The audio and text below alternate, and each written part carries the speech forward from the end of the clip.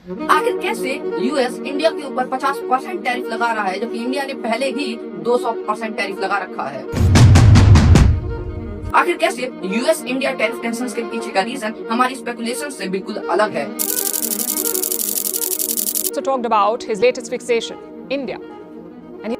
आइए जानते हैं टैक्स कम जियोपॉलिटिकल वेपन ज्यादा इस टैरिफ के बारे में, the tariff game. Hi, I am बंधु। देखिए, मार्च के टाइम पे यूएसए ने चाइना के ऊपर टैरिफ्स लगाना शुरू किए थे। उसके बाद चाइना ने भी यूएस के ऊपर टैरिफ लगाए, फिर यूएस ने चाइना के ऊपर लगाए, फिर चाइना ने यूएस के ऊपर। काफी टाइम तक ये गेम चलता रहा और उसके बाद अब अगस्त सितंबर में यूएस ने इंडिया के साथ ये करना शुरू कर दिया है। कुछ दिन पहले यूएस ने इंडिया के ऊपर 50% टैरिफ इम्पोज किया है।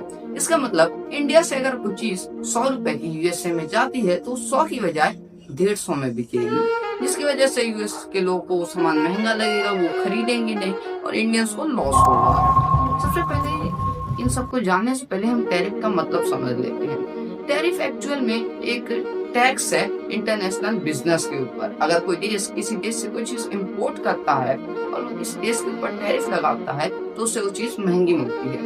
एग्जाम्पल के लिए हम इंडिया को ही ले लेते हैं, इंडियन टैरिफ्स को। देखिए, थोड़े टाइम पहले इंडिया में इलॉन मस्क की टेस्ला लॉन्च होती है। टेस्ला के नए शोरूम्स खुलते हैं और टेस्ला की मॉडल 3 इंडिया में लॉन्च होती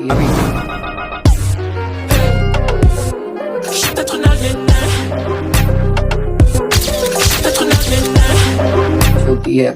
मॉडल 3 चाइना में बनती है। चाइना में मॉडल 3 की प्राइस 28 लाख रुपए है। उसके बाद ये मॉडल 3 चाइना से इंपोर्ट होती है यूएसए में, जिसके बाद मॉडल 3 की प्राइस 37 लाख हो जाती है।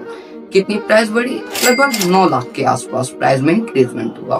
पर जब ये 37 लाख की टेस्ला इंडिया में आती है तो इस पे लगता है BCD यानी कि बेसिक कस्टम ड्यूटी, जिसके बाद इसकी प्राइस 66 लाख रुपीस हो जाती है। उसके बाद इस पे और भी कई सारे टैक्सेस लगते हैं, जिसके बाद इसकी ऑन रोड प्राइस इंडिया में हो जाती है 70 to 80 लाख रुपीस।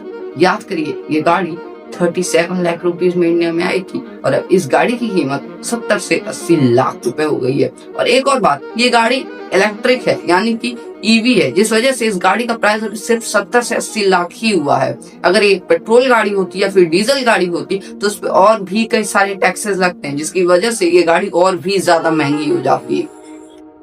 इसका मतलब है कि इंडिया लगभग 200% टैरिफ लगाता है।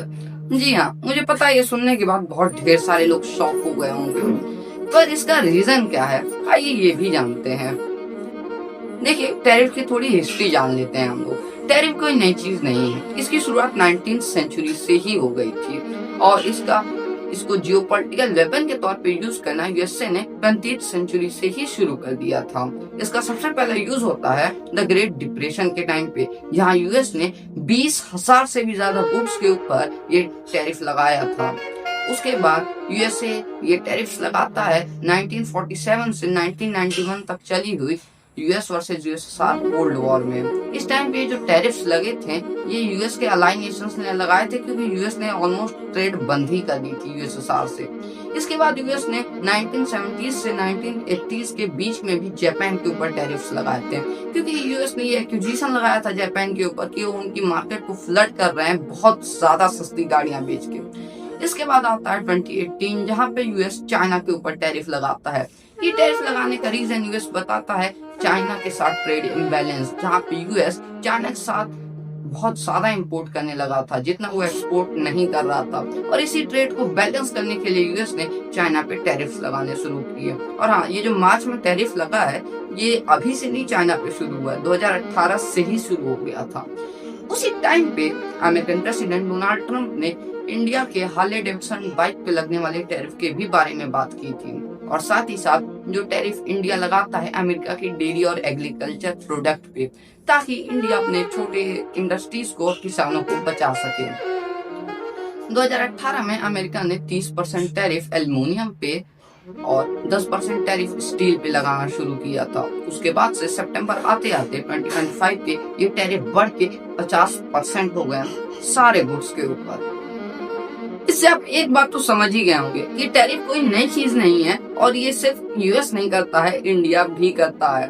और इससे आप एक और प्रोपेगेंडा से बच गए होंगे जो कि कुछ अनबायस्ड यूट्यूबर्स फैलाते हैं, जिसमें वो बताते हैं कि पहले मोदी के कितने अच्छे दोस्त थे ट्रम्प और अब क्या से क्या हो गया, ट्रम्प मोदी के ऊपर प्रेशर बना रहे हैं वगैरह वगैरह।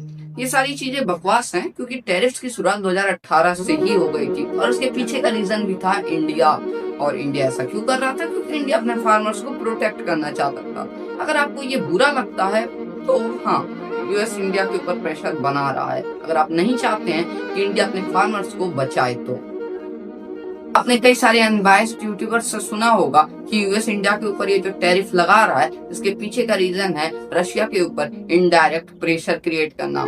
पर रशिया यूक्रेन वॉर तो 2022 के आसपास शुरू हुई थी और ये टैरिफ्स यूएस इंडिया के ऊपर 2018 से लगा रहा है। देखिए, यूएस जो इंडिया के ऊपर ये टैरिफ्स लगा रहा है इसके पीछे का एक और बड़ा रीजन है मार्केट एक्सेस। यूएस इंडिया की मार्केट को एक्सेस करना चाहता है क्योंकि हमारी कंट्री में 150 करोड़ लोग रहते हैं। अगर हम कुछ दिन बाहर से आने वाला सामान खरीदना छोड़ दें तो वर्ल्ड इकोनॉमी पे इफेक्ट पड़ सकता है। हम इतने बड़े कंज्यूमर हैं, शायद हमारे देश में कई लोग ये बात नहीं समझ पाते हैं।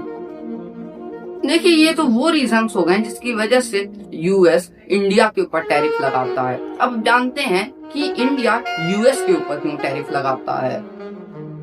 देखिए, इंडिया एक चीप लेबर कॉस्ट वाली कंट्री है, यानी कि यहाँ पे कुछ भी मैन्युफैक्चर करना कंपनियों को काफी सस्ता पड़ता है। इसलिए हमारी गवर्नमेंट चाहती है कि वर्ल्ड वाइड कंपनियां आए, हमारे यहाँ अपना मैन्युफैक्चरिंग सेटअप करें, जिसकी वजह से हमको रोजगार मिले हमारे देश के लोगों को और साथ ही साथ हमारे देश की इकोनॉमी भी बूस्ट करे। वर्ल्ड वाइड 2 ही कंट्रीज हैं जहाँ पे सबसे ज्यादा मैन्युफैक्चरिंग होती है, एक चाइना और दूसरा इंडिया। चाइना में हमसे ज्यादा मैन्युफैक्चरिंग होती है क्योंकि उसका इंडस्ट्रियलाइजेशन हमसे पहले हो चुका था।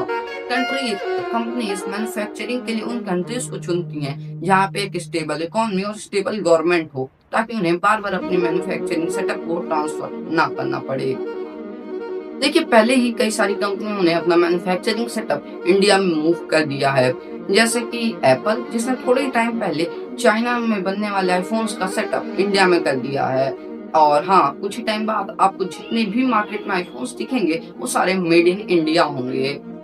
पर कई सारी कंपनियां जैसे कि टेस्ला ने अभी भी इंडिया में अपनी मैन्युफैक्चरिंग नहीं सेटअप की है और इसी चीज को फोर्सफुली करवाने के लिए हमारी गवर्नमेंट बाहर की कंपनीज पे टैरिफ्स लगाती है, खास करके कार्स के ऊपर 200% का।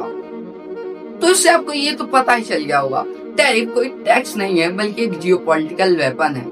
अगली बार जब आप कोई सामान खरीदें तो उसका प्राइस टैग जरूर देखिएगा, क्योंकि वो सिर्फ एक प्राइस टैग नहीं, किसी देश की पॉलिटिक्स भी है।